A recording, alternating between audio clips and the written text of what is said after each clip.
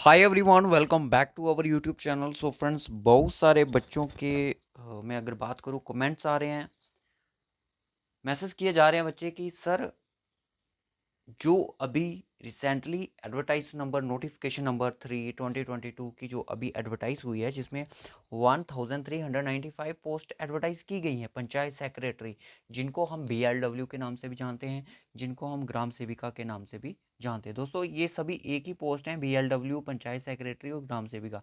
ये सब एक ही पोस्ट होती है, जिसका अब नाम कर दिया गया है पंचायत सेक्रेटरी। पहले इस पोस्ट का नाम हुआ करता था BLW, विलेज लेवल वर्कर। तो मोस्टली आपको यूट्यूब पर जब भी कोई पढ़ाएगा आपको, तो BLW यहाँ पे मेंशन किया होगा, तो समझ लेना वो आपका पंचायत सेक्रेटरी है। ये बातें बेसिक मैं उन बच्चों के लिए बता रहा हूँ कि जो बच्चे फर्स्ट टाइम फॉर्म फिल करने जा रहे हैं JKSSB का, क्योंकि जो अभी ग्रेजुएट वगैरह हुए, जिन्होंने अभी तक कोई फॉर्म नहीं अप्लाई किया, तो वो बच्चे भी मुझे कमेंट करके बताएं कि कितने सारे ऐसे स्टूडेंट हैं जो कि फर्स्ट टाइम JKSSB का एग्ज़ाम देने जा रहे हैं, जहाँ फिर उनका सिर्फ क्लास फोर्थ का दिया था उन्होंने, और उसके बाद ये अपना ग्रेजुएशन वेस्ट का फर्स्ट एग्ज़ाम देने जा रहे हैं, जो कि JKSSB पंचायत सेक्रेटरी का है। तो वो बच्चे कमेंट ज़रूर कीजिएगा। मैं आपको बता दूं कि आपको बहुत ही ज़्यादा ज़रूरत है तैयारी करने की, क्योंकि आपको पता है कंपटीशन जो है वो पीक पर है। बहुत सारे बच्चे क्वालिफाइड नहीं हुए हैं पंचायत फाइनेंस अकाउंटेस्टेंट में, पंचायत अकाउंटेस्टेंट में। तो वो बच्चे तैयारी करेंगे अब पंचायत सेक्रेटरी की। और मैं आपको ये चीज़ें यहाँ पे बता देता हूँ कि पंचायत सेक्रेटरी का जो सिलेबस होगा वो डिफरेंट रहेगा आपका पंचायत अकाउंट असिस्टेंट से और फाइनेंस अकाउंट असिस्टेंट से। मैं सिर्फ आपको 3 सेक्शन यहाँ पे मेंशन करूँगा जिनकी आपने तैयारी करना स्टार्ट कर देनी है, ठीक है। तो वीडियो को कंप्लीट जरूर देखिएगा। चैनल पे न्यू हो तो चैनल को ज़रूर सब्सक्राइब कीजिएगा। तो गाइस, चलिए मैं आपको बता देता हूँ कि एक्सपेक्टेड सिलेबस क्या रहता है इस एग्ज़ाम के लिए। सबसे पहले अगर मैं बात करूँ इसकी अगर लेवल की, तो लेवल इसका पे लेवल जो है आपका 2 है, ठीक है। स्टॉक एक्सटेंड का जो लेवल है वो आपका लेवल 4 है, ठीक है। लेवल 4 और 2, ठीक है, क्योंकि इसका कम लेवल है। इसकी पे है जो स्टार्टिंग में 19,000 समथिंग है, ठीक है। तो चलिए फिर चलते हैं सिलेबस की तरफ। जो ये मैं सिलेबस आपके सामने लेके आया हूँ, तो गाइस इसका आप स्क्रीनशॉट आज ही लेके रख लीजिए। हो सकता है कि 10-15 दिन में, 5-10 दिन में, 1 हफ्ता 2 हफ्ते के अंदर अंदर आपका सिलेबस भी निकाल दिया जाए, अपलोड कर दिया जाए इसका JKSSB की ऑफिशियल वेबसाइट पे। गाइस, आपको देखने को मिलता है कि अगर आपने क्लास फोर्थ से लेके आपने लेवल 5 तक की जो जॉब है, यानी कि अकाउंट असिस्टेंट की, वहाँ तक आपने ये चीज़ें देखी कि जो सिलेबस है उसमें चाहे 10 नंबर की बात की गई, चाहे 15 की, चाहे 20 की, तो आपसे पूछी जाती है इंग्लिश। इंग्लिश एक जनरल सब्जेक्ट है, तो डेफिनेटली आपको जनरल साइंस उसमें पूछी जाएगी। तो यही अगर ग्रेजुएट लेवल का एग्जाम है, तो डेफिनेटली आपकी यही इंग्लिश आपको आपसे पूछी जाएगी। वो मैटर नहीं करता आपके 20 की पूछी जाती है या फिर 10 की पूछी जा सकती है, हो सकता है 10 नंबर की पूछी जाए, ठीक है ना। तो एग्ज़ाम जो होगा वो आपका 120 मार्क्स का ही यहाँ तक रहने वाला है, ठीक है। ऐसा नहीं है 150 का, ऐसे JKPSI की तरह ऐसा कुछ नहीं होगा। तो और बहुत सारे चांसेस है कि इस एग्ज़ाम का OMR ही कंडक्ट होगा, क्योंकि इसमें लाखों की तादाद में बच्चे अपेयर होंगे, ठीक है। तो सबसे पहले आप इस चीज़ का स्क्रीनशॉट ले लीजिए। जिन बच्चों की ग्रामर वीक है, टेंसेस वीक हैं, नरेशन, मॉडल, आर्टिकल्स, इन पे काम करना स्टार्ट कर दो। प्रीपोजिशंस, सिनोनिम्स, एंटोनिम्स वगैरह, एक्टिव पैसिव वॉइस प्रीपोजिशन का यूज़ कैसे होता है, ये सारे के सारे आप टॉपिक जो देख रहे हो ना, स्टॉक एक्सटेंड के एग्जाम में भी कुछ इसके आते हैं, ठीक है।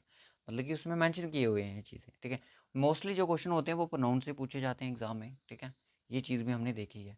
तो ये मैटर नहीं करता 20 नंबर की आती है या फिर 10 नंबर की आती है, डेफिनेटली। और आपकी इंग्लिश आपकी एग्ज़ाम में होगी होगी, क्योंकि आपको पता है ये आपका अकाउंट असिस्टेंट का एग्ज़ाम नहीं है जिसमें बच्चे ने एक अकाउंटेंसी पढ़ी होगी, जहाँ कॉमर्स फील्ड से होगा वो अच्छे से परफॉर्म कर पाएगा।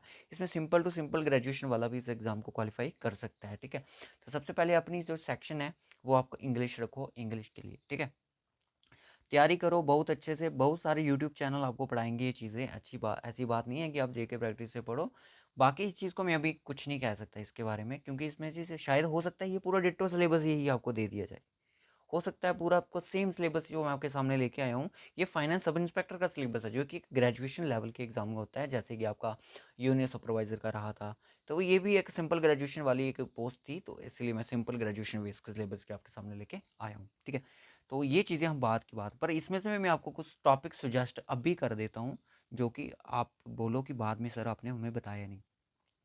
इंडियन हिस्ट्री पूछी जाएगी आपसे, ठीक है, डेफिनेटली पूछी जाएगी।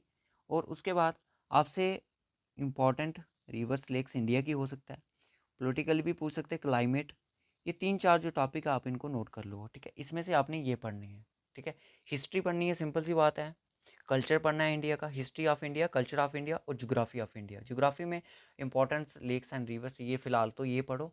और ज्योग्राफी में political and physical division of India, फिलहाल तो ये पढ़ो। क्लाइमेट, क्रॉप्स इन इंडिया, ये आपका ज्योग्राफी में ही मेंशन हो जाता है। अगर आपको डायरेक्ट दे दिया, ऐसा तो डायरेक्ट देगा नहीं कि ज्योग्राफी ऑफ इंडिया में आपको ये चीज़ें पढ़नी है, फिलहाल के लिए आप ये टॉपिक पढ़ो, ठीक है, जितने मैंने आपको बताए। यहाँ से लेके क्लाइमेट से लेके आपको ये भी करंट अफेयर भी आपको पढ़ना है। करंट अफेयर ऐसा हो ही सकता नहीं, ऐसे हिस्ट्री में कोई क्वेश्चन पेपर ऐसा होगा नहीं जिसमें करंट अफेयर नहीं पूछा गया जीके एसएसबी। तो ये लास्ट के आपके 4 टॉपिक, इनके इन पे तैयारी करो और हिस्ट्री ऑफ इंडिया पे तैयारी करो, ठीक है। हिस्ट्री ऑफ इंडिया पे तैयारी करना स्टार्ट कर दो। बाकी जो होगा सिलेबस में ये चीज़ें 110% मेंशन होंगी। बाकी इनके बारे में मैं कुछ नहीं बोलूँगा कि ये चीज़ें आएंगी नहीं, पर इस सेक्शन के लिए मैं आपको पूरा का पूरा बोलूँगा कि इसको आज से ही तैयार करना स्टार्ट कर दो, क्योंकि ये पूछी ही पूछी जाएगी। और ये पंचायती राज एक्ट 1989 वाला आपसे डेफिनेटली और 110% पूछा जाएगा। तो 73rd 74th constitution amendment, JNK reorganisation act. बाकी आपको पता है हिस्ट्री हमारी चल रही है, सिर्फ एक लेक्चर रहता है, वो कंप्लीट हो जाएगा। इकॉनमी हमारी कंप्लीट है, कल्चर हमारा कंप्लीट है, flora fauna of JNK complete है, रिवर्स लेक्स कंप्लीट है। इंपॉर्टेंट टूरिस्ट डेस्टिनेशन भी हमारा थोड़ा बहुत कंप्लीट है, बट इस पर हम वर्क करेंगे। Weather, climate, means of transport, ये हमारा इकॉनमी के अंदर आती हैं चीज़ें, और ये जोग्राफी के अंदर आती हैं।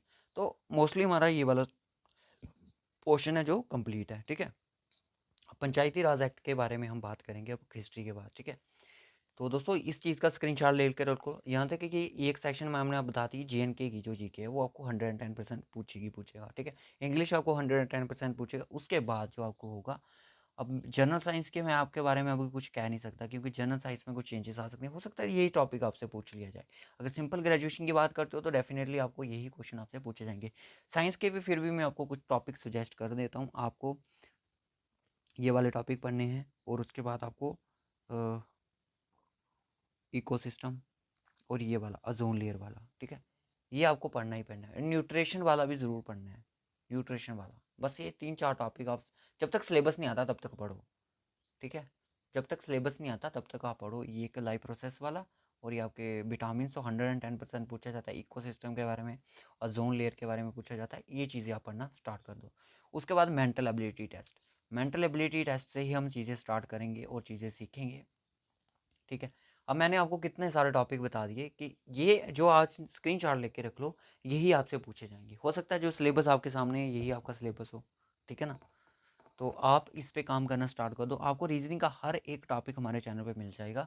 जेएनके का भी आपको हर एक टॉपिक हमारे चैनल पे मिल जाएगा चीज़ें, ठीक है।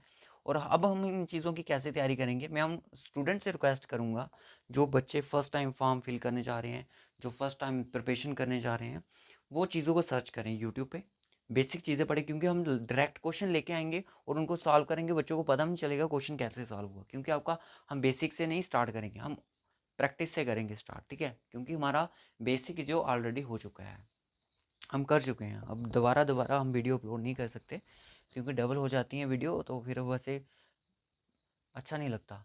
तो जेके एसएसबी की रीजनिंग मेंटल एबिलिटी टेस्ट आपको मिल जाएगा। आप जेके प्रैक्टिस की प्लेलिस्ट में जाओ, ये टॉपिक मिल जाएगा। इकॉनमी मिल जाएगी आपको, कल्चर मिल जाएगा, बाकी सारे टॉपिक आपको मिल जाएंगे। 73rd और 74th से अगर आप स्टार्ट करना चाहते हो, 73rd और 4th की आपको एक सेपरेट प्लेलिस्ट मिल जाएगी हमारे यूट्यूब चैनल पे। जेएनके रीऑर्गेनाइजेशन एक्ट की आपको सेपरेट प्लेलिस्ट मिल जाएगी हमारे यूट्यूब चैनल पे, ठीक है। तो मैं रखता हूँ इस वीडियो को यहीं तक। मिलेंगे आपसे नेक्स्ट वीडियो में, तब तक के लिए bye bye and take care and God bless you to all of you guys. तो इस वीडियो में बस इतना ही रखेंगे, जो मैंने आपको टॉपिक मेंशन किए हैं बस यही हैं। अब ऐसा नहीं है कि बेसिक मैथमेटिक्स भी आपको इससे पूछा जाए, तो इस चीज़ का हम वेट कर रहे हैं कि मैथमेटिक्स में हो सकता है किस टाइप का पूछा जा सकता है, क्योंकि उस टाइम मैथमेटिक्स था जिस टाइम इसकी जो क्वालिफिकेशन थी वो आपकी 12th थी, ठीक है। अब ये चीज़ें कह नहीं सकते, क्योंकि अब लेवल ग्रेजुएशन का है, तो सिलेबस भी आपका ग्रेजुएशन बेस्ड ही रहेगा, ठीक है। तो जो मैंने टॉपिक आपको बताए हैं, ये आपको बहुत सारे चांसेस है यही टॉपिक आपसे पूछे जाएंगे, इंग्लिश, जेएनके, जीके और जो मेंटल एबिलिटी रीजनिंग है। तो ये तो आपको 3 टॉपिक आपको डेफिनेटली 110% पूछे जाएंगे। और उसके बाद एक टॉपिक, एक कंपोनेंट और आता है जिसका नाम है कंप्यूटर एप्लीकेशन। कंप्यूटर एप्लीकेशन के जो कंपोनेंट है वो चेंज हो भी सकते हैं, क्योंकि अकाउंट असिस्टेंट में भी चेंज हो सकते हैं। अगर ये सिलेबस रहा तो फिलहाल के लिए आप इन्हीं पे काम करो। हार्डवेयर सॉफ्टवेयर को ले लो, इनपुट आउटपुट को ले लो, और ऑपरेटिंग सिस्टम को ले लो, ईमेल और इंटरनेट को ले लो। इन 3-4 कंपोनेंट को आप लेके चल सकते हो, क्योंकि यही चीज़ें हर बार हर एक टॉपिक, हर एक सिलेबस में आपको कंप्यूटर की देखने को मिलती हैं। ठीक है, बस मैं यही टॉपिक सुजेस्ट करूँगा, इसके अलावा कुछ नहीं। बाकी जेकेएसएल भी सुजेस्ट करेगी, जो मैंने बताया यही आपके 50 से 60 मार्क्स आपके यही कवर कर देंगे। ठीक है, यानी कि 50% सिलेबस तो मैंने आपको अभी बता दिया। सिंपल ग्रेजुएशन बेस है तो सिलेबस क्या हो सकता है, ओबियसली हर एक बच्चे को इसका पता ही होगा क्या सिलेबस है क्या नहीं है। ठीक है, तो okay guys, bye bye and take care and God bless you to all of you. तो गाइस सिलेबस मिलने के बाद मैं आपको बता दूं, ऐसा नहीं है कि जेके पीएसआई की तरह एग्ज़ाम कंडक्ट जल्दी कर लिया जाएगा, इसका नहीं, ऐसा नहीं होगा, क्योंकि ये आपकी फाइनल सिलेक्शन होगी एक एग्ज़ाम की। तो ऐसा नहीं है, इसमें ऐसा कुछ नहीं होगा। तो आपके एटलीस्ट आपको 3 महीने 4 महीने मिल सकते हैं इसमें। एग्ज़ाम जो आपका है वो आपका अगस्त के बाद ही इसका कंडक्ट होगा। ठीक है, अगस्त सितंबर के बाद ही। तो अभी कुछ नहीं कह सकते हैं, ऐसा नहीं है कि दिसंबर जनवरी तक फॉर्म फिल हुए थे जेकेपीएसआई के और मार्च में उनका रिटर्न कंडक्ट हो गया था, क्योंकि उसको एग्ज़ाम को जल्दी थी कंडक्ट करवाने की। अब देख लो, जल्दी का काम है शैतान का होता है, तो अब वो उसकी जो केस है कोर्ट केस, अब वो कोर्ट में चल रहा है। ठीक है, तो okay guys, bye bye and take care. और यही सिलेबस है, बाकी आपने गुमराह नहीं होना है इन चीज़ों पे, और अपने जो चीज़ जहाँ पे आपने नोट्स बनाने हैं वो नोट्स बनाइएगा। तो कोई भी अगर क्यूरीज हो आप हमें पूछ सकते हो हमारे टेलीग्राम चैनल पे, लिंक आपको डिस्क्रिप्शन बॉक्स में दिए गए हैं। ठीक है, चैनल को सब्सक्राइब कर लो अगर अभी तक नहीं किया है।